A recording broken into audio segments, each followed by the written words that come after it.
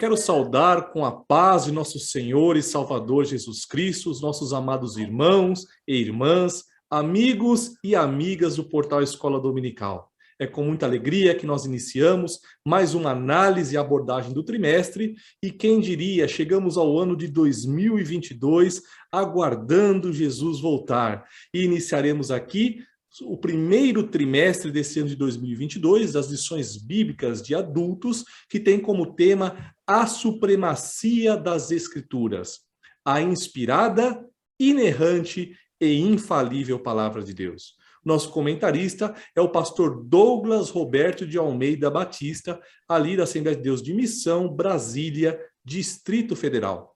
E como sempre, eu conto com a presença dos nossos amados e queridos irmãos do Portal Escola Dominical, que tanto nos ajudam nesse trabalho, nesta obra de ensinar a palavra do Senhor. Queria que saudasse primeiramente pastor Caramuru Afonso Francisco. Por gentileza, saúde os nossos irmãos.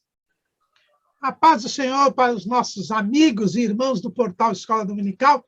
É com muita alegria que nós estamos mais uma vez em uma análise e abordagem, agora começando o ano de 2022 e começando um novo currículo da Escola Bíblica Dominical, da Casa Publicadora das Assembleias de Deus. Nós agora estamos iniciando mais um período aí de 7 anos com um currículo novo.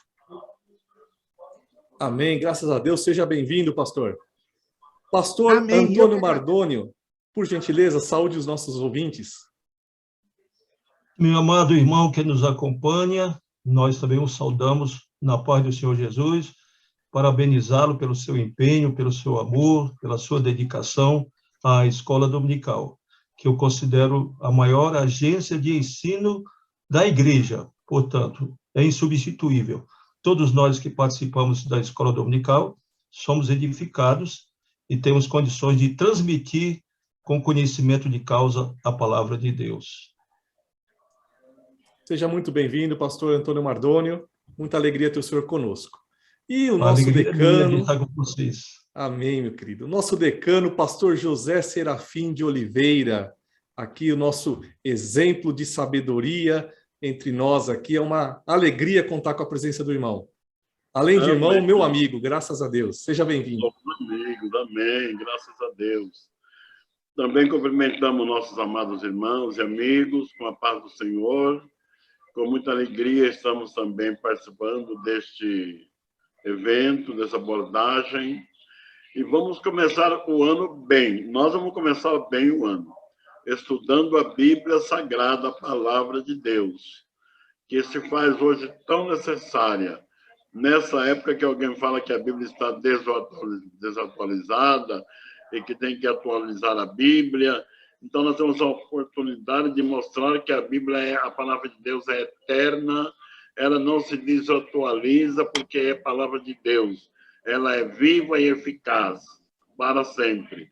E acredito que o Espírito de Deus estará nos guiando, nos dirigindo para estudo mais profundo, para que amemos mais a Bíblia e a pratiquemos melhor. Em nome de Jesus. Graças a Deus. Seja bem-vindo, pastor José Serafim. Obrigado, irmão. Meus queridos, e esse tema, como disse o pastor José Serafim, nada melhor do que começar um ano estudando sobre a palavra de Deus, né? Sobre as Escrituras. E um tema muito pertinente, a gente tem visto, principalmente aqui na sociedade brasileira, tem muita gente aí se achando supremo, né? Se achando acima de tudo, achando que está, inclusive, acima da lei, né? Mas nós vamos estudar sobre a supremacia das Escrituras. Pastor Caramuru, começa falando para a gente, por que supremacia das Escrituras? Pois é, eu gostei muito desse título, que, aliás, não é a primeira vez, né? No quarto trimestre de 1980, nós também tivemos um trimestre sobre a supremacia das Escrituras, era o título. O comentarista era o pastor Gesiel Gomes. E 6 anos depois, no quarto trimestre de 1986, o comentarista era o pastor Raimundo Ferreira de Oliveira. Também nós tivemos o mesmo título, a supremacia das Escrituras. Por que supremacia? Veja que a palavra supremacia quer dizer aquele que está acima, que não tem ninguém acima dele. E esta é a posição da palavra de Deus. Quando nós vamos lá no Salmo 138, no versículo 2, veja o que diz Davi: inclinar-me-ei para o teu santo templo e louvarei o teu nome, pela tua benignidade e pela sua verdade, pois engrandeceste a tua palavra acima de todo o teu nome. Veja que Davi teve essa revelação da parte de Deus de que o Senhor colocou a palavra acima do próprio nome dele. É por isso que quando ele chama Jeremias, a primeira visão que o Senhor dá a Jeremias mostra esta posição de Deus em relação à sua palavra. Veja lá em Jeremias capítulo 1, versículo 12. E disse-me o Senhor: viste bem, porque eu velo sobre a minha palavra para a cumprir. Então veja que Deus tem um cuidado todo especial com as Escrituras Sagradas, com a palavra de Deus, a ponto de dizer que a palavra está acima do seu próprio nome. No cumprimento da palavra de Deus, que ele se encarrega de fazer, ele revela a sua divindade.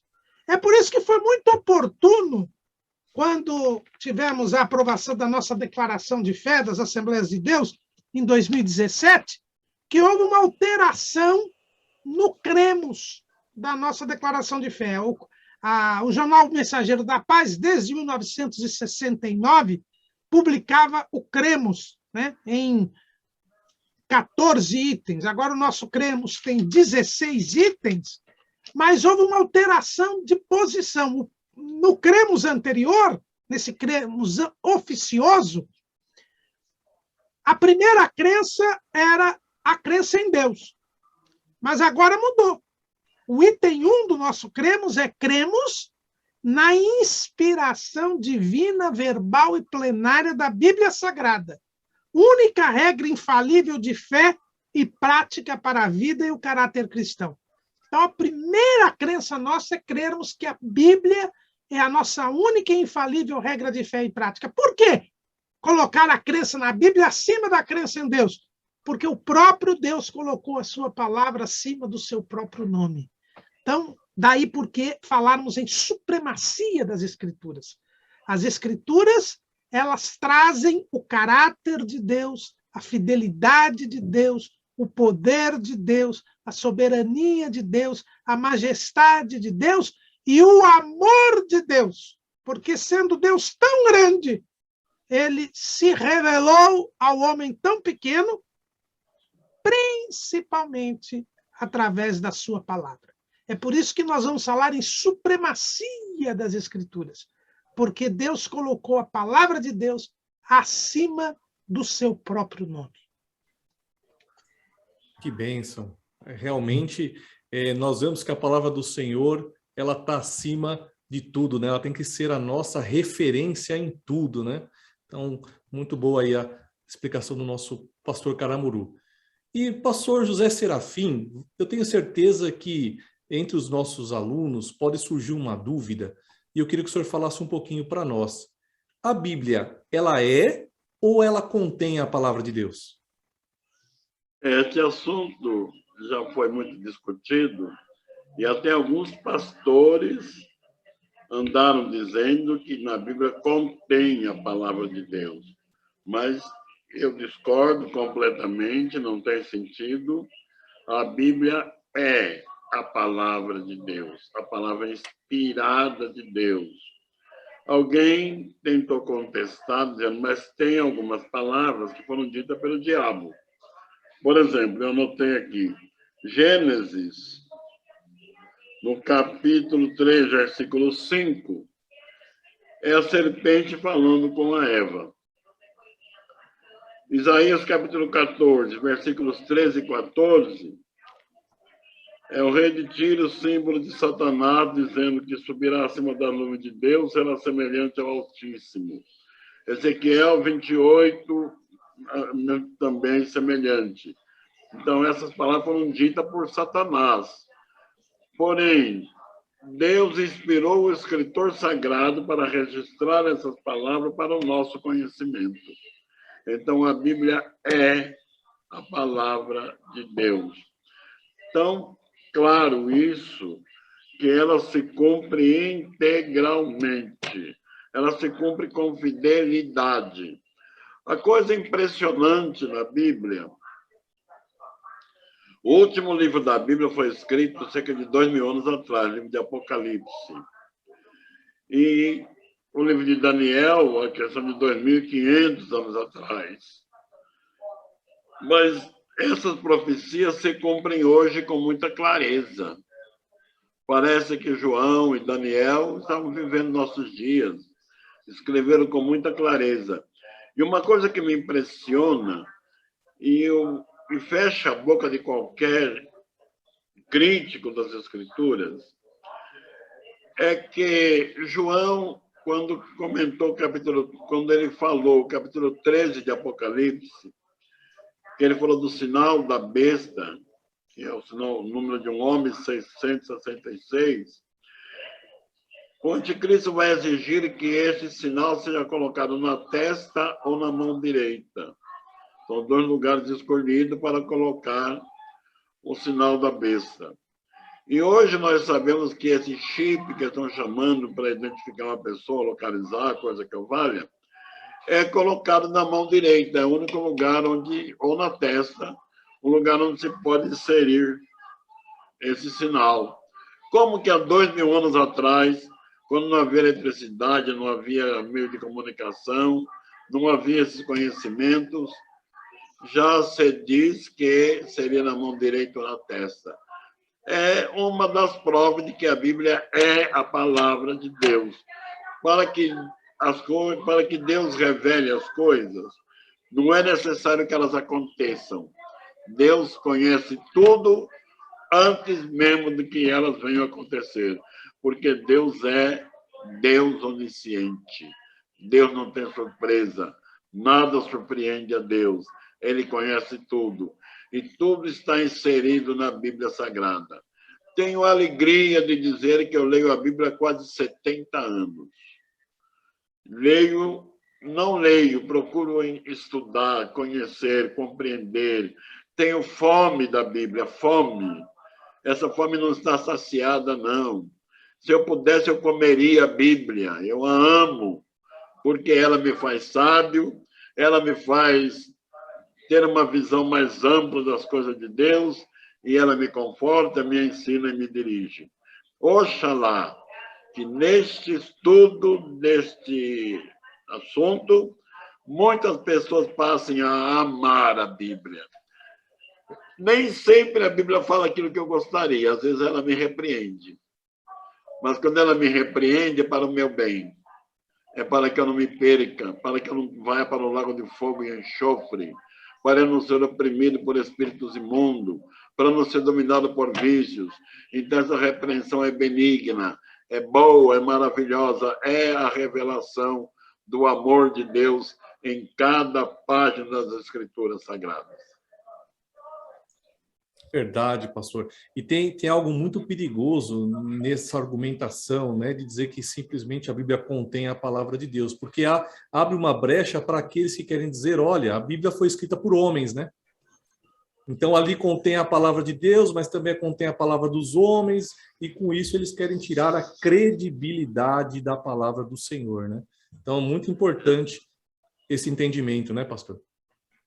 Só que esse argumento não se sustenta, não é? Verdade. Foi escrito por homem, mas o próprio apóstolo Pedro reconheceu, homens santos de Deus falaram inspirados pelo Espírito Santo. E quando nós vamos estudar a estrutura da Bíblia, vamos ver isso com mais clareza, né? O tipo de escritores da Bíblia, a época que escreveram, a cultura da época, os costumes, tudo isso vem dar uma prova gigantesca de que a Bíblia é a infalível palavra de Deus. A Bíblia é a palavra de Deus. Amém. E sabe quem vai nos ajudar com esse melhor entendimento agora? É o pastor Antônio Mardônio. Pastor, fala um pouquinho para nós o que é a inspiração divina das Escrituras e também quais as evidências que nós temos, pastor, de sua origem divina. Muito bem. A inspiração, o termo inspiração, vem do genitivo latino inspirationis, o qual deduz que as Escrituras receberam a unção do Espírito Santo, de tal maneira que todos os textos sagrados revelam a vontade de Deus, conforme lemos em 2 Timóteo, capítulo 3, versículo 16.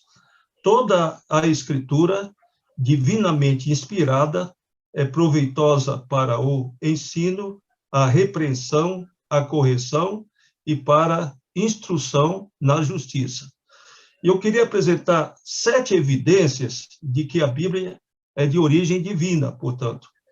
Primeira, a afirmação do apóstolo Pedro, que o pastor Serafim já se referiu, porque a profecia nunca foi produzida por vontade de homem algum, mas os homens santos de Deus falaram, inspirados pelo Espírito Santo.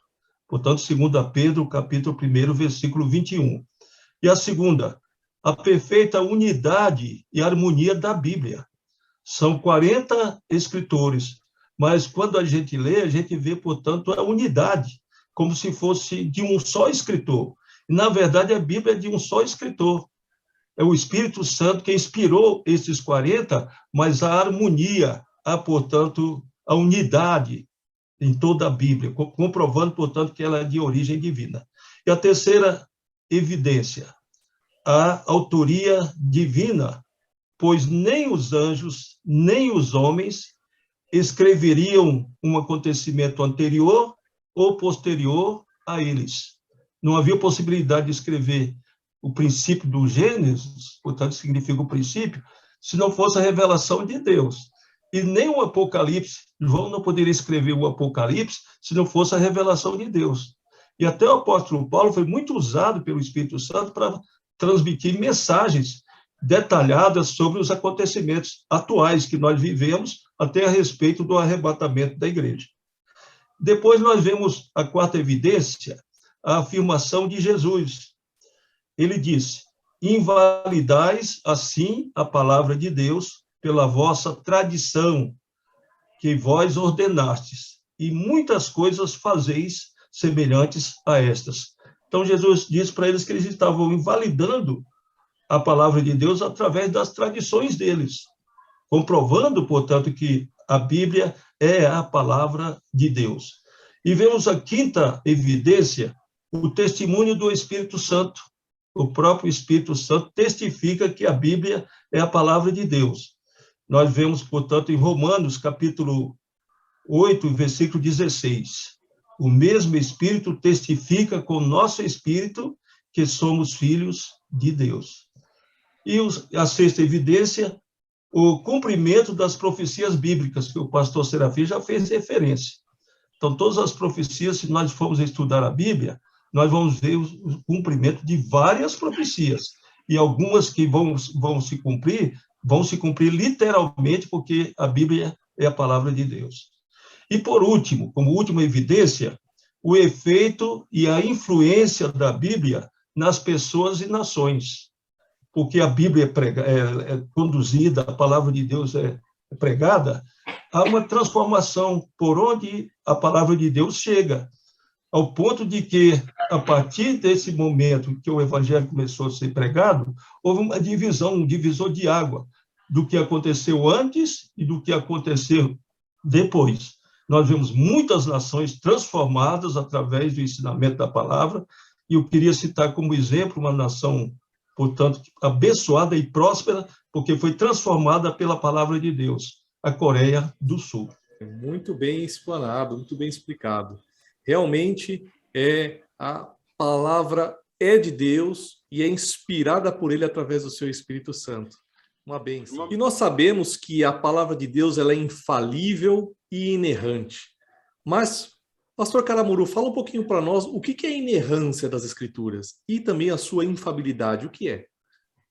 Pois é, quando nós dissemos aqui a respeito do item 1 do nosso cremos, nós dissemos que nós cremos na inspiração divina, verbal e plenária da Bíblia Sagrada, única regra infalível de fé e prática para a vida e caráter cristão. Então, veja que a palavra de Deus, e o nosso subtítulo fala da inerrante e infalível palavra de Deus. Veja que inerrante é aquilo que não tem erros. É aquilo que não tem erros e que não comete erros. A Bíblia ela não tem erros. Ela não apresenta qualquer equívoco, qualquer erro. Tudo que a Bíblia fala é verdadeiro, tudo que a Bíblia fala é correto, é certo, e por isso que Jesus disse, santifica-os na verdade, a tua palavra é a verdade. Então, a palavra de Deus ela é inerrante porque ela não tem qualquer erro. Toda vez que procuram trazer algum erro, alguma dificuldade bíblica, ela, se for bem estudada, for bem analisada, nós haveremos de entender a aparência de erro, a aparência de equívoco das Escrituras. O fundador do Portal Escola Dominical, nosso saudoso irmão Sérgio Paulo Gomes de Abreu, ele diz algo que ele dizia algo que eu guardei muito, e é uma pura realidade. Se por um acaso alguém trouxer alguma afirmação ou alguma suposta prova de algum erro da Bíblia, pode ficar tranquilo. Mais dia menos dia, nós vamos ver que o erro é essa afirmação, que o erro é esta situação aí que foi dita. Então, a Bíblia ela não tem erros. Isso quer dizer que ela é inerrante. Por isso que nós podemos crer na Bíblia e sempre que a Bíblia falar uma coisa e alguém falar outra, fique com a Bíblia que você sempre estará certo, você sempre estará correto. Agora, infalível é aquilo que não está sujeito a qualquer falha, não é? Então, além da Bíblia não ter erros, porque ela é inerrante, ela não está sujeita a nenhuma falha. Então, ela não comete erros, nem faz ninguém cometer erros. Quem vive de acordo com a orientação, com a direção da Bíblia Sagrada, sempre acerta, não comete erros. A Bíblia ela nunca se engana ou se confunde, porque ela é infalível. Ela nunca deixa de produzir o resultado esperado. A Bíblia diz que ela mesma, a própria palavra de Deus, diz que ela é uma espada penetrante, que vai até a divisão da alma e do espírito, Jesus disse que ela produz vida, ela sempre transforma as pessoas, como disse o pastor Mardônio, por isso que ela é infalível, ela nunca deixa de produzir o resultado esperado. Às vezes, quantas vezes os irmãos já não ouviram alguém que é assaltado, o cidadão vai atirar na pessoa e o revólver falha, picota. Por quê? Porque ele não é infalível. Ele pode deixar de produzir o resultado esperado. Isto nunca acontece com a Bíblia. Ela sempre produz o resultado esperado. É por isso que o saudoso pastor Severino Pedro da Silva, ele dizia o seguinte: nem todos cumprem a palavra de Deus, mas a palavra de Deus se cumpre na vida de todos. E todas as pessoas que não crerem na palavra de Deus, elas irão para o lago de fogo e enxofre da forma que a palavra de Deus disse. Elas não cumpriram a palavra, mas a palavra vai se cumprir na vida delas, porque ela é infalível, ela não deixa de produzir o resultado esperado. E também ela é fatal, ela não se pode evitar, né? Então, aquilo que está predito nas Escrituras irá acontecer, inevitavelmente. Por mais que as pessoas queiram atrasar, queiram resistir, aquilo que está previsto nas Escrituras irá acontecer. Se já não aconteceu, irá acontecer, como já foi dito aqui das profecias. Então, isto são os caracteres da infalibilidade da Bíblia Sagrada. Então, não é o Papa que é infalível, é a palavra de Deus que é infalível. Não mesmo, pastor? Não Puxa mesmo. vida, então Eu digo o atual. me disseram errado, hein? O senhor estava dando essa explicação sobre a infabilidade, a inerrância, né, da palavra de Deus. Eu estava lembrando desse trimestre que nós estamos estudando, né? Quando nós lemos lá em Atos 9, não é possível. Deus deve ter errado. Escolher Paulo, né? Isso não vai dar certo, né? E nós vimos o grande homem de Deus e cumprindo a palavra, o quanto ele ia padecer pelo nome de Cristo, né? Então, eu lembrei desse exemplo que nós estamos estudando atualmente sobre a vida do apóstolo Paulo. Mas, continuando, o pastor Zé Serafim. Eu queria pegar um gancho para nós. Que falou o pastor. Sim, pode comentar, pastor. Falando sobre a inerrância das Escrituras, um filósofo, um cientista materialista francês chamado Voltaire, do século XVIII, ele dizia que quando a ciência se multiplicasse um pouco mais, a Bíblia desapareceria. E, pelo contrário, à medida que a ciência avança, a Bíblia se torna mais clara, mais nítida. E a casa que ele morava, parece por uma ironia do destino, hoje é um museu de Bíblias. Olha só.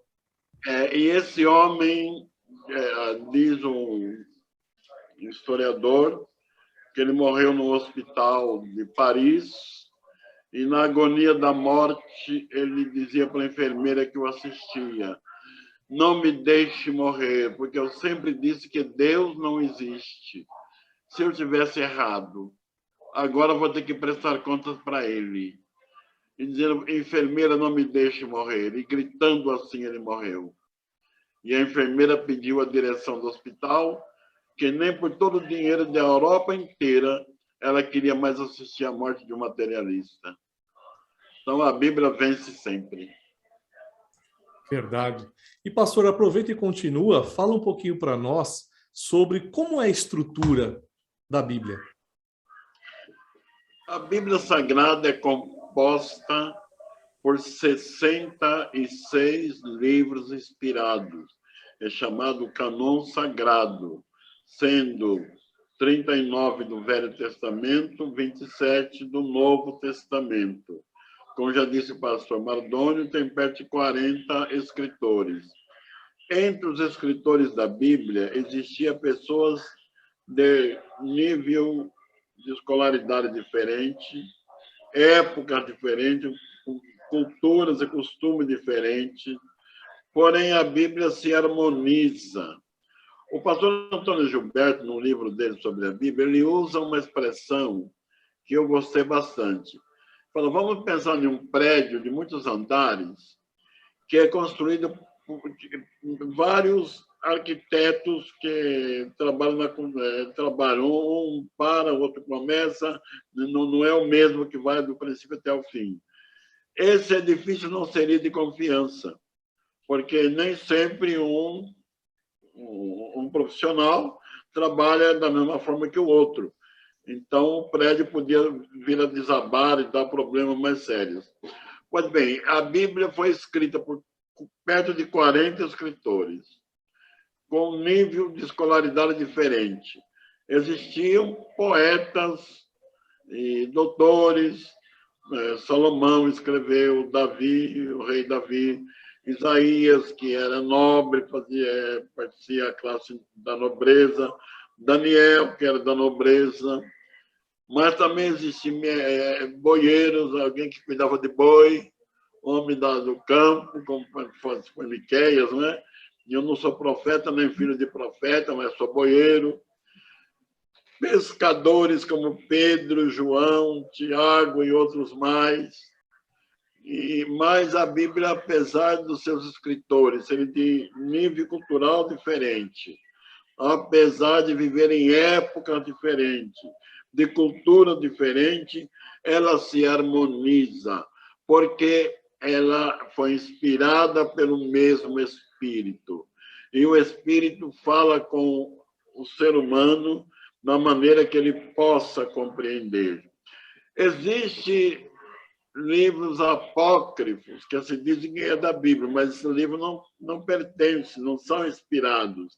A Bíblia é composta de 66 livros. Esses 6 a mais que foram adotados numa Bíblia com livros apócrifos, eles não se sustentam. Por exemplo, eu posso dar até um exemplo. O livro de Macabeus, por exemplo, 1º e 2º Macabeus. Ele contradiz as Escrituras. Primeiro, ele aconselha que se faça oração pelos mortos. E a Bíblia Sagrada diz que os mortos, quando o homem morre, ele vai para juízo. Não resta mais tempo para nada, mas segue-se o juízo. No fim do livro de Macabeus, ele pede desculpa aos leitores se acharem nele alguma falha, porque ele procurou ser o mais claro possível em algumas falhas dele que os leitores o desculpem. O Espírito Santo não pede desculpa para ninguém, porque ele não falha, ele não erra. Nós é que temos que pedir desculpa para ele, não ele para nós. Então, essa é a estrutura da Bíblia. Todos os livros de Gênesis ao Apocalipse são inspirados pelo Espírito Santo. Como já foi dito pelo pastor Mardônio, pelo doutor Caramuru, estão se cumprindo cabalmente cada uma das profecias. E agora estamos vendo sinais fortes que Jesus mesmo deixou claro sobre os últimos acontecimentos. Eu calculo isso como alguém que viaja à noite sem relógio, mas, de repente, ele vê que os horizontes começam a clarear, aparece um clarão no horizonte, ele fala, o dia vem amanhecendo. E nós vemos esses clarões no horizonte espiritual. A noite vai passando e o dia vem chegando. E tudo isso a palavra de Deus nos fala. A Bíblia é para ser amada, lida, estudada, deve ser um livro de cabeceira. Desgraçado é aquele que abandona as Escrituras Sagradas, e bem-aventurado é aquele que se dedica a ela, que a estuda, que procura conhecê-la. Nem sempre conseguimos entendê-la completamente, mas, perante o nosso desejo, nosso esforço, nossa dedicação, o Espírito Santo abre a nossa mente e vai nos revelando a maravilhosa palavra de Deus. Então, o que eu entendo da estrutura da Bíblia Sagrada é esta: a composição dos seus 66 livros, seus 40 escritores, 39 do Velho Testamento, 27 do Novo Testamento, é a estrutura das Sagradas Escrituras. Amém, pastor Serafim. E para a gente aprofundar um pouquinho mais, eu queria pedir para o pastor Antônio Mardônio detalhasse um pouco sobre a estrutura do Antigo Testamento. Amém. Muito bem, nós estamos, portanto, transmitindo esta abordagem em síntese, porque apresentamos as 13 lições. E o pastor Caramuru, portanto, quando fizer a pré-aula da lição 4, ele vai detalhar melhor. Então, nosso amado que nos acompanha, não deixe de acompanhar também as pré-aulas, quando ele entrará em detalhes. Eu quero fazer, portanto, uma síntese sobre a estrutura do Antigo Testamento, falando da Bíblia hebraica, do Antigo Testamento protestante, da Bíblia protestante, do Antigo Testamento da Bíblia católica e do Antigo Testamento da Bíblia ortodoxa, fazendo, portanto, essa informação. O Antigo Testamento hebraico, portanto, que é a única Bíblia deles, portanto, o texto da Bíblia hebraica é só o Antigo Testamento, está dividido em 24 livros, mas esses 24 livros, eles englobam os 39 que nós utilizamos. É apenas a questão da divisão. Então, eu queria apresentar para o amado irmão que nos acompanha exatamente esta informação dos 24 livros da Bíblia hebraica, que é única, portanto. A Bíblia hebraica ela vai do Gênesis a apenas Malaquias. Depois vem o Novo Testamento, que pertence a nós. Então, nós vemos o Antigo Testamento hebraico possuindo 24 livros, divididos em 3 seções. A primeira seção, chamada Lei, que contém 5 livros: Gênesis, Êxodo, Levítico, Números e Deuteronômio. A segunda seção chama-se Profetas. São 8 livros, com os seguintes nomes: Josué, Juízes, Samuel e Reis, chamados os primeiros profetas, Isaías, Jeremias, Ezequiel e os 12 profetas menores, chamados os últimos profetas. E a terceira seção seria os escritos. São 11 livros: Salmos, Provérbios e Jó, chamados livros poéticos, Cantares, Ruth, Lamentações, Ezequiel e Ester, chamados os 5 rolos. E depois nós vemos Daniel, Esdras e Neemias, portanto, é um livro só, Esdras e Neemias estão fundidos, e Crônicas, chamados livros históricos.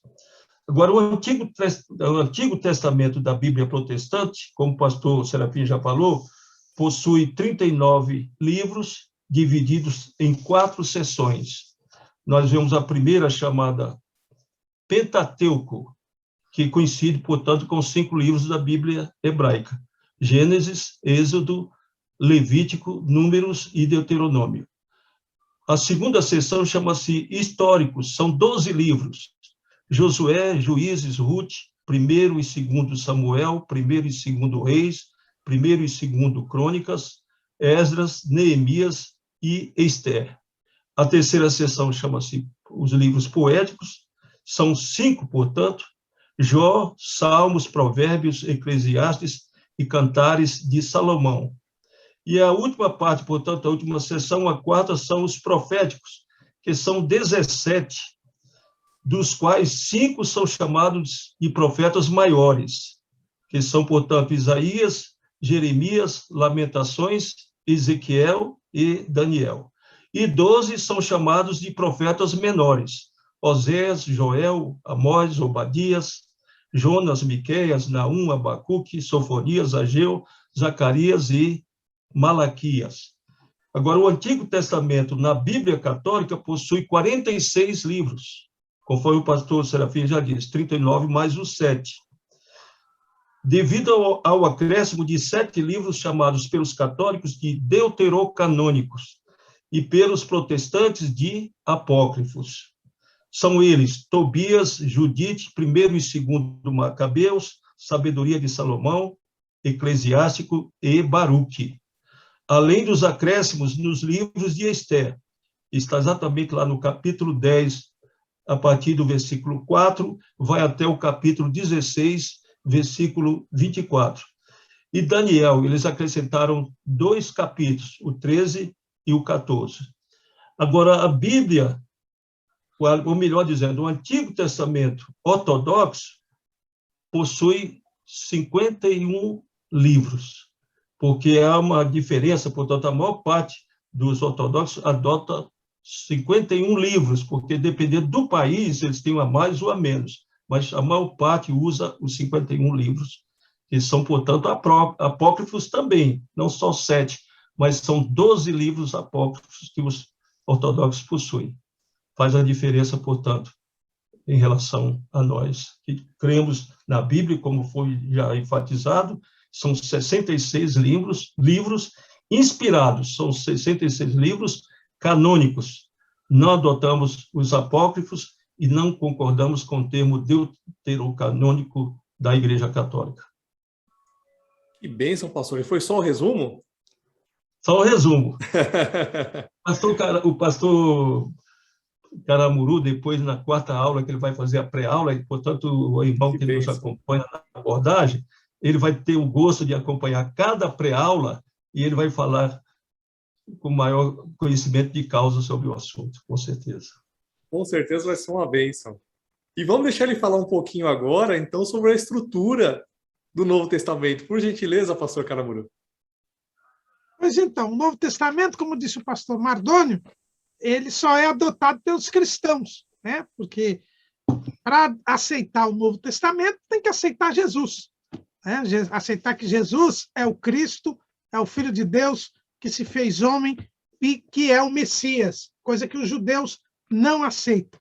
Mas o Novo Testamento ele foi inspirado pelo Espírito Santo também e começou a ser escrito pelas epístolas. Existe uma discussão se foi Tiago, se foi Gálatas, se foi primeiro aos Tessalonicenses, ou seja, se foi Tiago ou se foi Paulo quem começou a redigir o Novo Testamento, mas a verdade é que o Espírito Santo quis que se registrasse o ministério terreno de Jesus, a obra salvífica de Jesus, que cumpre as profecias do Antigo Testamento, que se registrasse também a história dos primeiros dias da igreja, que é o corpo de Cristo, e que se registrasse a explicação da doutrina, porque a igreja, né, quando Jesus manda pregar o evangelho a toda criatura, a Bíblia diz que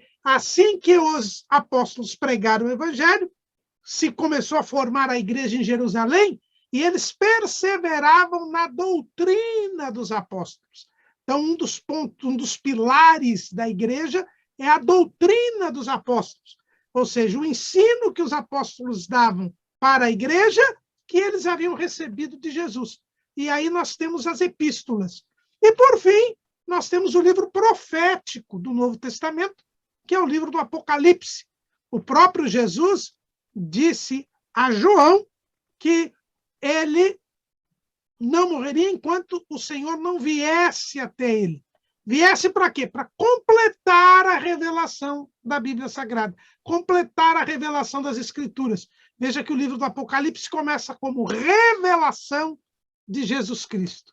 Então, a estrutura do Novo Testamento, na hora quando foram dispor os livros do Novo Testamento, eles se basearam na disposição dos livros do Antigo Testamento. Então, se o Antigo Testamento começa com a lei, que foi a revelação que Deus deu a Moisés, então eles colocaram como primeiros livros, embora não tenham sido os primeiros a ser escritos, o Evangelho, os Evangelhos, que é Jesus trazendo a lei da nova aliança, Jesus trazendo todo o seu ensinamento, a sua vida aqui. Então, nós temos, correspondendo à lei no Antigo Testamento, os evangelhos. E são 4. Por quê? Porque Jesus é visto sobre 4 prismas, 4 perfis. Jesus veio da glória divina para a terra. Ele é o Filho de Deus. E quando a glória divina foi mostrada, seja Ezequiel, lá com os querubins, seja figurada no tabernáculo, ela foi mostrada sob 4 perfis. Veja que os querubins tinham 4 rostos, né? Então, por isso que nós temos 4 evangelhos. Jesus como rei, Mateus. Jesus como servo, Marcos. Jesus como filho do homem, Lucas. E Jesus como filho de Deus, João.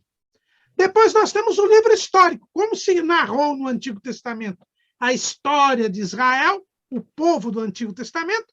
Nós temos agora a narrativa da história do novo povo de Deus, da igreja. E é por isso que nós temos o livro de Atos dos Apóstolos. Depois nós temos, no Antigo Testamento, nós temos os livros poéticos e sapienciais, né? Aqueles livros que falam do sentimento para com Deus e das regras de conduta, da sabedoria divina. É a doutrina dos apóstolos. Aí nós temos as epístolas, começando com as epístolas de Paulo, que foi quem mais escreveu epístolas. E aí nós temos as epístolas paulinas, que são colocadas da mais longa para a mais curta. Então, não é porque ele escreveu primeiro Romanos. Não, Romanos ele escreveu Romanos um pouquinho antes de ser preso, lá em Jerusalém. Então, a mais longa das epístolas que Paulo escreveu foi Romanos, por isso que foi colocado em primeiro lugar. Depois vem as duas, a primeira aos Coríntios, que é a segunda mais longa, e aí se coloca do lado dela a segunda aos Coríntios. Depois nós temos Gálatas, Efésios, Filipenses, Colossenses, 1ª e 2ª Tessalonicenses, 1ª e 2ª Timóteo, Tito e Filemão, que é a mais curtinha das cartas escritas por Paulo. Depois nós temos a Epístola aos Hebreus, porque sempre houve uma discussão sobre a autoria, se era de Paulo, se não era de Paulo. Então se colocou a Epístola aos Hebreus, já começando outro departamento, podemos dizer assim, que são as epístolas gerais. Por que gerais ou universais ou católicas? Católico quer dizer universal em grego, né? Porque Paulo, ele direcionava suas cartas para a igreja em Roma, para a igreja em Tessalônica, ou para pessoas, Tito, Timóteo, Filemão. Já essas outras epístolas são gerais, são para todos os crentes. Então, nós temos a Epístola aos Hebreus, que tem a sua autoria discutida. Depois, nós temos a Epístola de Tiago, que é colocada ali por ser considerada a mais antiga das epístolas gerais. Depois, nós temos as Epístolas de Pedro, né? 1ª e 2ª de Pedro. E, por fim, as últimas epístolas, que são as consideradas mais tardias, as 3 de João e a de Judas. E, por fim, como no Antigo Testamento terminam com os livros proféticos, aqui também nós temos o livro profético do Novo Testamento, que é o livro do Apocalipse, que também foi o último livro a ser escrito e encerrou a inspiração. É essa a estrutura do Novo Testamento. E depois do Apocalipse não tem mais nada, porque lá no Apocalipse já está escrito, ninguém pode tirar nem acrescentar. Então, fechou a inspiração. Então, não tem livro de Mórmon, não tem outro evangelho, não tem Alcorão, não tem mais nada depois do Apocalipse. Muito bom. Esse final foi a cereja do bolo, viu? É bom dizer que não tem mais nada, porque está aparecendo tanta coisa nova, né? É verdade. Nos nossos dias. E aproveitando que o senhor falou sobre os evangelhos, eu vou fazer aqui uma propaganda das pré-aulas de jovens que o pastor José Serafim irá comentar no próximo trimestre, não é, pastor? Vai ser uma bênção, né? Estão ali focadas no Evangelho de João, né? Segundo escreveu João. Então também vai ser uma bênção, os internautas aí aguardem. Mas, irmãos, tá tudo muito tranquilo, né? Tá até agora, perguntas aí não tão polêmicas, né? Mas aqui na reta final, viu? Vai apertar um pouquinho, vou colocar vocês um pouquinho no estreito. Então nós temos mais 3 perguntas para encerrar a nossa análise e abordagem, e o primeiro a entrar no estreito vai ser o pastor Zé Serafim. Pastor Zé Serafim, ficou para você primeiro, hein? Diga para nós, como ler e interpretar as Escrituras? Isso é muito importante, irmão, como ler e como interpretar as Escrituras. A Bíblia não é um livro qualquer, não é um livro de romance, não é um livro de uma história vulgar. Como já foi dito, a Bíblia é a palavra de Deus. Lê-se a Bíblia com reverência, com temor a Deus. A Bíblia não é um livro apenas para ser lido, é para ser estudado, para ser compreendido. Portanto, é um costume meu, pessoal, e acredito que se todos adotarem esse sistema, ele, para mim, deu fruto. E creio que dá fruto para qualquer um que entrar por esse caminho. Ao iniciar uma leitura, ora-se primeiro, pede que o Espírito Santo abra nossa mente, para que aquilo que sozinho não possamos entender, ele nos revela. E nos meus quase 70 anos de evangelho, de leitura da Bíblia, eu tenho algumas experiências nesta área, para mim foram fundamentais. Lendo alguns textos, não conseguindo entender, recorrendo a alguns livros, não encontrei explicação, e eu precisava compreender o que ia dar uma aula sobre eles. Busquei a Deus com bastante afinco e desejo, e, de repente, aquela passagem entrou na minha memória como se fosse uma fita cinematográfica. Parece que alguém estava me explicando os detalhes daquele texto. Então, eu já tive, assim, algumas experiências. Então, lê-se a Bíblia com temor, com reverência e com gratidão a Deus. Para se compreender a Bíblia, nunca se cria uma doutrina baseada num texto isolado. Sempre lê-se o texto com o seu contexto. Muitas vezes, um capítulo da Bíblia, ele é um contexto do anterior. E eu posso dar até um exemplo. Temos o capítulo 11 de Hebreus, que fala de uma galeria de heróis da fé.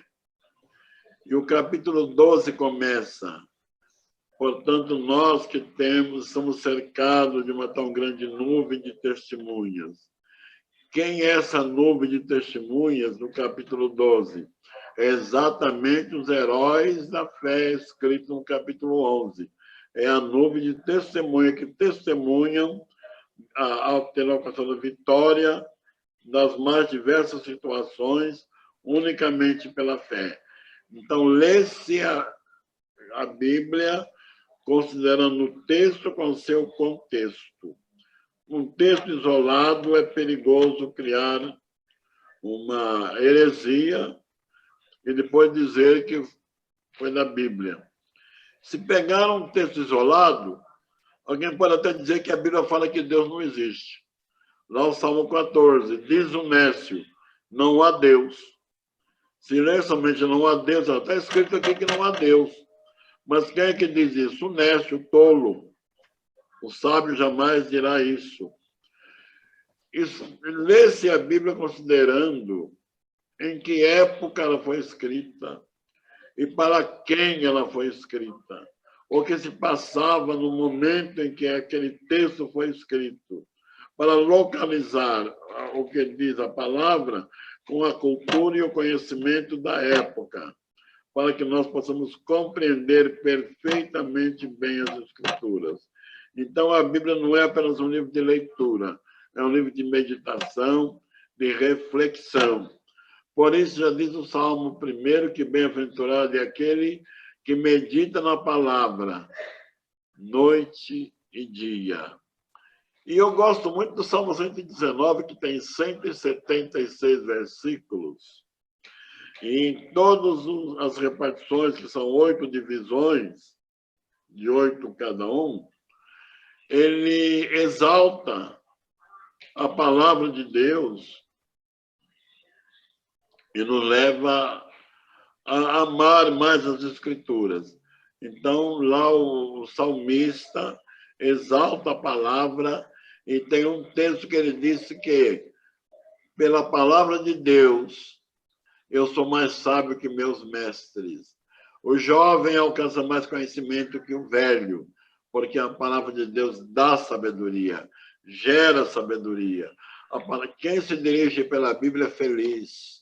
É uma pessoa que aprende a ser prudente, conduzir sua vida com prudência, com temor, porque tudo isso a Bíblia Sagrada ensina. Então, não se lê a Bíblia como se lê um romance, não se lê a Bíblia como se lê um jornal, lê-se a Bíblia tendo certeza que estamos lendo a palavra de Deus, com reverência, com temor, com submissão e coração aberto para aceitar aquilo que ela nos fala. Creio Amém, que assim pastor. De ler a Bíblia. O senhor passou bem, hein? Passou bem pelo estreito, hein? Graças a Deus. Deus. Agora chegou a vez do pastor Mardoni, pastor. Não podia deixar também de puxar um pouquinho aqui, porque, olha só, pastor, e eu já ouvi isso de um amigo nosso, né?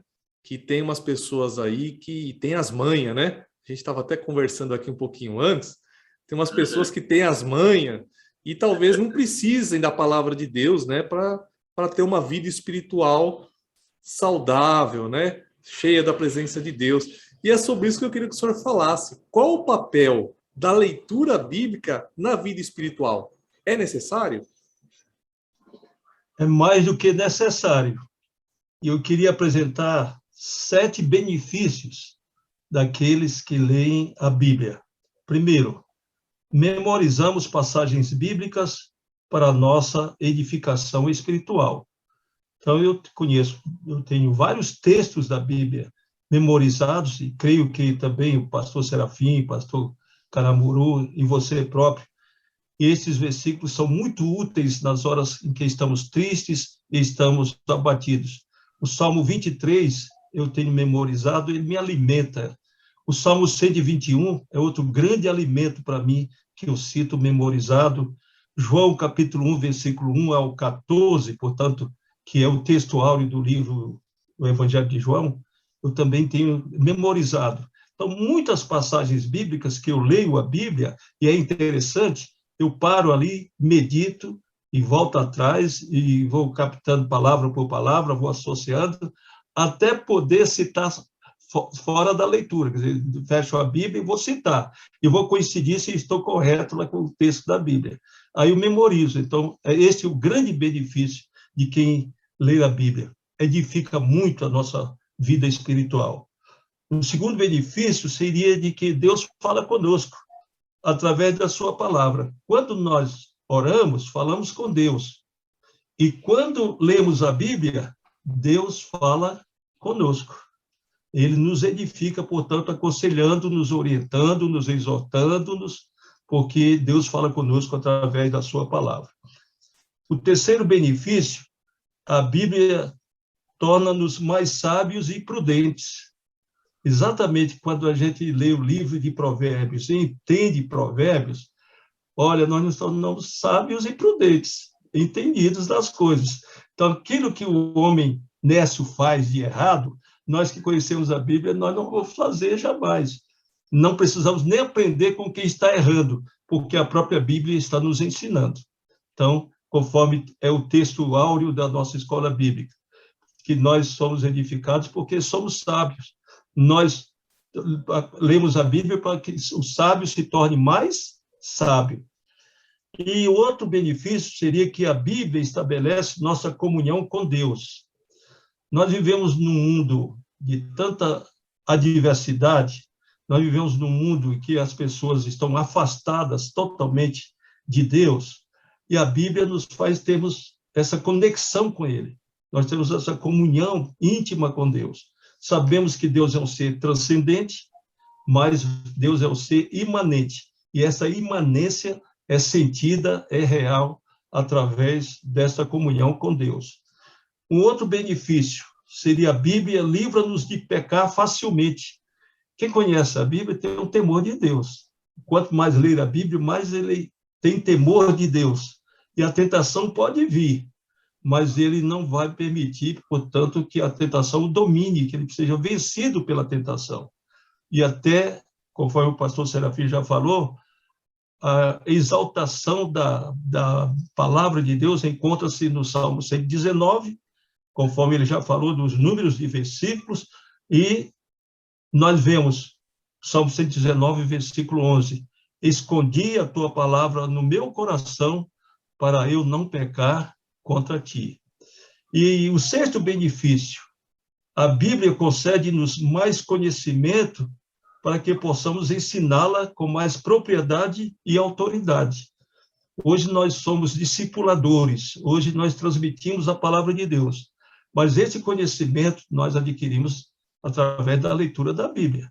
Então, para eu lecionar na escola dominical, a escola dominical é bíblica, escola bíblica dominical. Eu preciso conhecer bem a Bíblia, porque, inclusive, tenho que estar à altura para responder às indagações dos alunos. E, por último, o sétimo benefício, a Bíblia livra-nos de falsos ensinos e heresias disfarçados de verdade. Nós vivemos nesses dias finais dos falsos profetas, que eu sempre tenho dito, são chamados pastores, porque são poucos os pastores chamados, e nós, conhecendo bem a Bíblia, nós vamos nos livrar desses falsos ensinamentos, e nós manteremos firmes e fortes a nossa convicção, a nossa certeza da salvação, através do conhecimento que nós temos da Bíblia Sagrada. Verdade, pastor. O senhor estava nos explicando, eu estava aqui meditando, né? E eu liguei a sua explicação com certa feita que eu estava estudando a apostila do pastor Zé Serafim, Corpo, Alma e Espírito. Lembra dela, pastor? E eu estava meditando aqui como a luta é desigual, né? Porque nossa alma ela está sendo alimentada com tudo que é ruim desse mundo, né? Aquilo que a gente ouve, aquilo que a gente vê e às vezes até o que a gente fala, né? Então, quando nós lemos a Bíblia, nós encurralamos a alma, né? O Espírito está testificando com Deus e você está lendo a palavra. Então, você diminui o espaço, né, para o seu coração ali armazenar tudo que é mal desse mundo. Então, pastor, realmente é uma bênção. É fundamental para a nossa vida espiritual ler a palavra de Deus. Não só ler, né? Ler, meditar e buscar praticar. Memorizar, né? Memorizar, é verdade. Esconder no coração. Esconder no coração é uma bênção. Muito bem. Obrigado, pastor. Deus abençoe. E para nós finalizarmos a nossa abordagem de hoje, meus irmãos, queria que o nosso pastor Caramuru falasse um pouquinho sobre o papel da leitura bíblica na educação cristã. Pois então, a educação ela é extremamente necessária para o ser humano. Eu até estou lendo esses dias o livro de João Comênio, Didática Magna. Ele é o pai da didática. E ele nos mostra que Deus quis que o homem fosse necessariamente educado. Eu me lembro daquelas cenas que nós gravamos na nossa infância, e eu me lembro um programa de televisão que falava sobre a vida dos animais, e eu vi o nascimento de uma girafa. E aí a girafa cai assim do corpo da mãe e já tem que se balançar e andar um bom pedaço para que a mãe, com aquele pescoção, possa lambê-la, possa protegê-la. Então a girafa tem que já nascer sabendo andar e bastante. Senão ela não sobrevive. O ser humano não é assim. O ser humano, embora tenha sido criado por Deus para dominar sobre toda a criação terrena, ele precisa ser formado e informado. E esse processo de formação e informação é a educação. A palavra educação quer dizer ação de nutrir, cultivar, criar. E o homem precisa ser criado na palavra de Deus. Veja que os pais, que são os primeiros educadores, eles já eram, lá no Antigo Testamento, orientados, lá em Deuteronômio, capítulo 6, o Senhor fala, olha, que os pais deviam ensinar as palavras da lei, andando pelo caminho, deitando, levantando.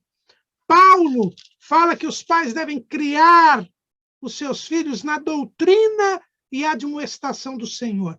Então, a educação em si mesmo, e João Comênio fala isso no seu livro Didática Magna, ela já exige que nós eduquemos na palavra de Deus. Porque a educação, ela traz instrução, traz honestidade, traz virtude e traz a devoção a Deus. E a educação cristã é precisamente o ensino, a formação e a informação para que a pessoa possa se relacionar com Deus, conhecer a Deus, ter comunhão com Deus, para que ele possa viver eternamente com Deus. A educação nos ensina aqui a nos preparar para viver com Deus na eternidade. Então, dentro deste escopo, a leitura da Bíblia é fundamental para que haja a educação. Pastor Antônio Mardônio lembrou muito bem, a maior agência de educação da igreja é a Escola Bíblica Dominical. Ou seja, a escola dominical, ela é bíblica. Ela precisa ensinar a Bíblia Sagrada. O livro-texto da educação cristã é a Bíblia Sagrada. É impossível que eu possa formar e promover o desenvolvimento e o crescimento espiritual de alguém se não for pela palavra de Deus. Veja que quando Jesus se humanizou, ele também precisou ser educado. Veja lá em Lucas, capítulo 1, versículo 80. Aliás, 80 não, capítulo 2, né? Capítulo 2, versículo 52. E crescia Jesus em sabedoria e em estatura e em graça para com Deus e os homens. O crescimento de Jesus, o desenvolvimento de Jesus era com relação a Deus e com relação aos homens. E veja que com 12 anos, Jesus vai ensinar os doutores da lei. Por quê? Ele tinha sido formado na palavra de Deus.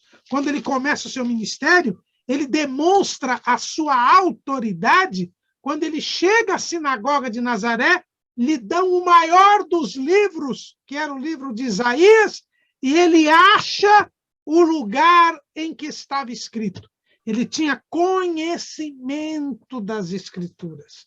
Então, é preciso que haja na educação cristã a leitura da palavra. Nós precisamos formar e informar os membros das nossas igrejas com a palavra de Deus. E, infelizmente, irmãos, nós estamos vendo a palavra de Deus sendo deixada de lado nas igrejas. É lamentável isso. Um grupo de estudos aqui da USP disse que o único país do mundo em que aumenta o analfabetismo funcional, ou seja, as pessoas que leem, mas não entendem o que leem, entre os crentes, é no Brasil. Porque o Brasil é o único país do mundo que está regredindo a leitura da Bíblia. E isso nós precisamos imediatamente terminar com isso, cessar, interromper esse processo de analfabetismo bíblico que está invadindo as nossas igrejas.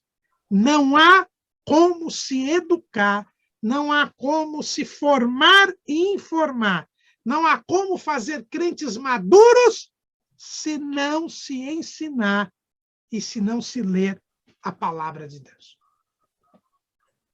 Pastor, e a gente vê isso muito claro nas redes sociais, né?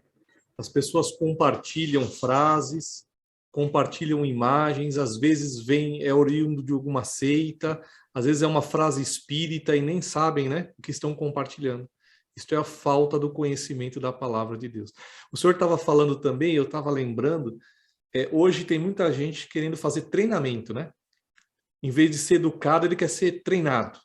Então, o treinamento é quando você faz algo porque você executou repetidas vezes, né? Então, você está treinado, você consegue executar. A educação não, né? A educação, alguém te acompanhou, te ajudou, caminhou com você, né? E essa educação que a Bíblia traz é só quem lê que tem. Porque o Espírito Santo, como o pastor Mardor nos ensinou hoje, ele nos ajuda, como o pastor Serafim nos disse, ele também nos ensina aquilo que a gente não está conseguindo compreender bem, né? Então, a leitura é fundamental. Irmãos, foi tudo uma bênção. Graças a Deus, estamos chegando ao final de mais uma análise e abordagem. Nós aí hoje ficamos aí por volta de 1h10, está ótimo, né? Mas se continuasse aqui, eu tenho certeza que a gente ia embora no tempo. Mas vamos deixar um pouquinho para o próximo trimestre, né? Cada aula eu tenho certeza que nós vamos aí junto com os nossos amigos, nossos irmãos, ampliar o nosso conhecimento da palavra do Senhor. Porque saibam, quem ensina é quem mais aprende, viu? Porque a gente tem que ir lá meditar, tem que ler a palavra. Então, o professor de escola dominical, ele é o mais abençoado de todos na igreja, né? Porque ele tem a oportunidade de estudar e meditar na palavra do Senhor. Não sei se os irmãos querem fazer algum comentário final, senão nós vamos encerrar por aqui. Não, por mim está tudo. Muito obrigado. Mais uma vez, pastor Zé Serafim, eu vou colocar aqui o telefone do senhor, tá? Quem quiser adquirir os seus livros, pastor Zé Serafim é uma bênção, livro sobre estudo sobre Apocalipse, livro de Daniel, né, pastor? Quer falar um pouco? Fala o seu telefone, pastor, por favor. Pode falar que eu coloco depois. Ok, DDD 11 9 87857978. É o meu telefone. E meu e-mail, P maiúsculo, pr.jserafim@yahoo.com.br. Amém. Eu vou colocar aqui também no rodapé para os irmãos copiar. E a revelação do Apocalipse. E Deus na Família. É um livro que tem ajudado muitas famílias também com as instruções da palavra de Deus.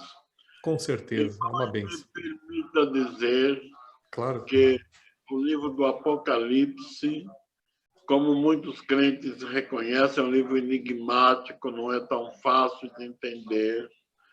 E eu me apeguei a ele desde jovem, desde adolescente. Eu leio esse livro, procuro entendê-lo, compreendê-lo, tenho orado, tenho buscado a Deus. E sei que esse livro tem sido uma bênção na vida de muitas pessoas. Agradeço ao Dr. Caramuru, que é um grande parceiro. Ele tanto faz a correção gramatical, como me deu seu prefácio, e me dá algumas sugestões, tanto históricas como teológicas. E o livro de Daniel, o pastor, nosso pastor-presidente, José Wellington Bezerra da Costa, também me deu a honra do seu prefácio. Então, creio que estou bem recomendado pela nossa igreja. E alguns irmãos que já leram meus livros têm me dito que ficaram contentes. E eu tenho até um testemunho, se me permitir, irmão. Um irmão que mora aí em Diadema, ele me comprou o livro de Daniel. E ele me disse que tinha um filho jovem desviado. E quando esse moço leu o livro de Daniel, que eu escrevi, ele foi tocado pelo Espírito Santo e voltou para Jesus.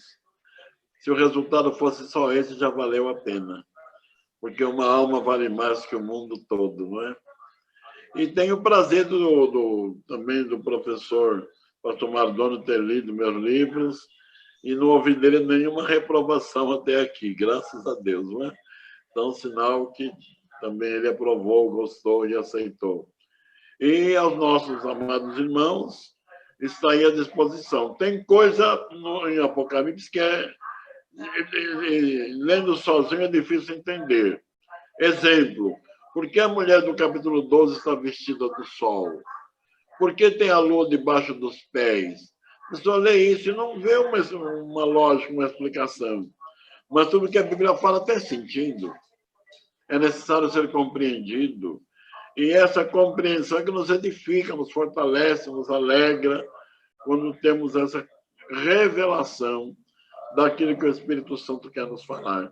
Então, eu tenho aqui a pronta entrega e à disposição. Muito obrigado pela oportunidade, irmão. Amém, pastor. Já está recomendado e o Portal Escola Dominical também recomenda todos os livros do pastor Zé Serafim. São uma bênção. E também o nosso irmão e irmã tem a oportunidade de abençoar o ministério do nosso pastor, que aí está jovem ainda, tem muito ainda que escrever, viu, pastor? Pelo menos mais uns 10 livros, viu? Amém. Para dividir essa sabedoria conosco. Eu estou tentando escrever, mas já comecei a escrever, mas eu, como tenho muitas atribuições, às vezes demora um pouco, e não é tão fácil. Doutrinas da Bíblia inseridas nos hinos da harpa cristã, para que nós cantemos os nossos hinos sabendo que estamos cantando.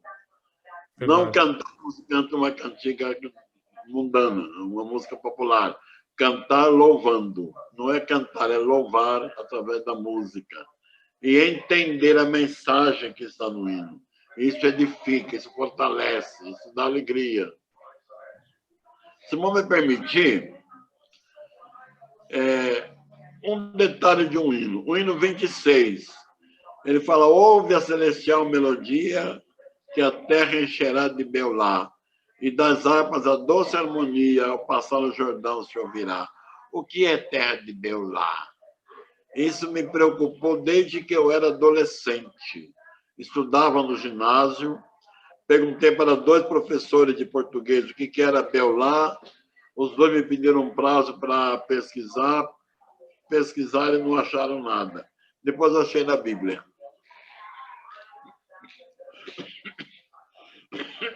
A palavra Beulá está na Bíblia, não me lembro exatamente agora, mas parece que Isaías 66 ou 65 encontra a palavra Beulá. Significa amparada, casada, protegida. E Mefibizá, querida e amada. Então é bom cantar sabendo que estamos cantando. Para não ser igual papagaio, falar sem saber o que está falando. Sem né? saber o que está falando, né? Vamos aguardar ansiosamente, pastor. Amém. Meus queridos, Deus abençoe a todos. Muito obrigado pela participação. Você, meu amigo, minha amiga, meu irmão e irmã internauta, continue com o Portal Escola Dominical. Estamos aqui para ajudá-lo, para ser um apoio no ensino da palavra de Deus. Que Deus os abençoe, que nós tenhamos aí já um primeiro trimestre de 2022 abençoado. Eu aproveito este vídeo para desejar a todos boas festas, um bom final de ano e que nós prossigamos no conhecimento da palavra de Deus, que é o único conhecimento que leva à vida eterna. Deus abençoe a todos, em nome de Jesus. Amém. Amém. Amém. Amém.